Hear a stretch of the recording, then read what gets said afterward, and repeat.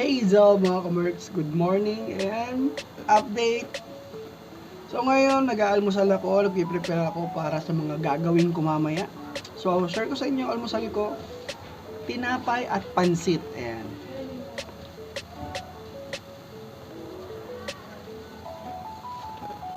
So kaya ako nag-almusal and kaya ako napabili ng almusal kasi may binili ako. Bumili ako ng syringe at gagawin ko siyang pakainan ng pusa. Kasi may ampon ako bago. Saka ko sa inyo papakita mamaya.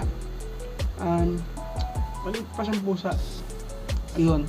Try kong buhayin. Try kong i-survive siya. Kasi feeling ko hindi pa siya pwedeng hiwalay sa mother niya. Napulot ko siya kagabi. Ayan. So try natin mamaya. Pero mga ka-Berks, ciao. Let's go!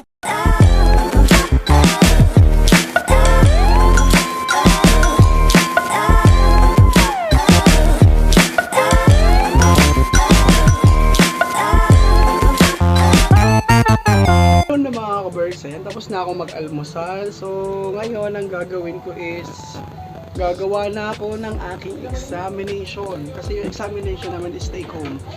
Ayan. Start na ako. Prepare na.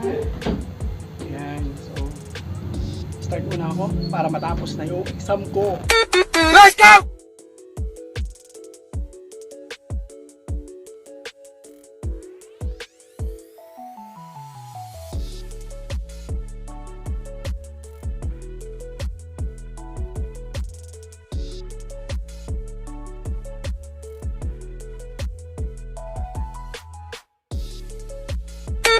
Let's go! So ayan mga ka-Berks, tapos na nga ako doon sa exam ko and bago ako magpatuloy sa ginagawa ko, share ko muna sa inyo. Bumili ako ng syringe dito. Bali, ang purpose nito is dito ko ilalagay yung pagkain ng aking ampon. Ng aking ampon na pusa. Ayan.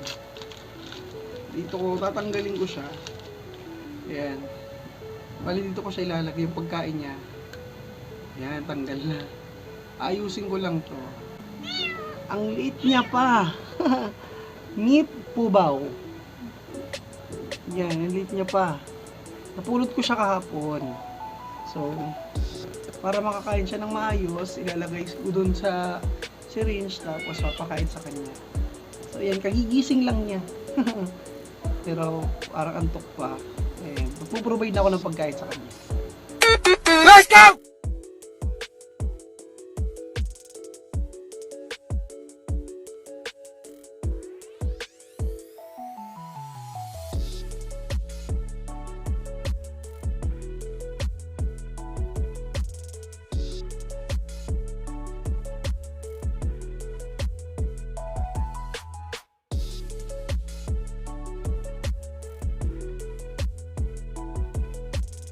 Let's go! Na ako mag-dinner and tapos na rin ako sa iba kong gawain. So ngayon, nag-isip ako libang gawain kasi bukas magpa-practice ako. Dapat matapos ko na lahat ng report na gagawin ko. And yun na nga. Till now, wala pa rin tayong rice. And sana ma-achieve ko yung gusto ko ma-achieve. Ito muna yung update ngayon. Bukas na lang. At bukas kasi may practice. Pero tingnan natin sa magiging schedule. Wala kaming pasok bukas. Pero dapat maging busy kasi kailangan matapos lahat ng report. Yun. At ang dami kong iisipin pa.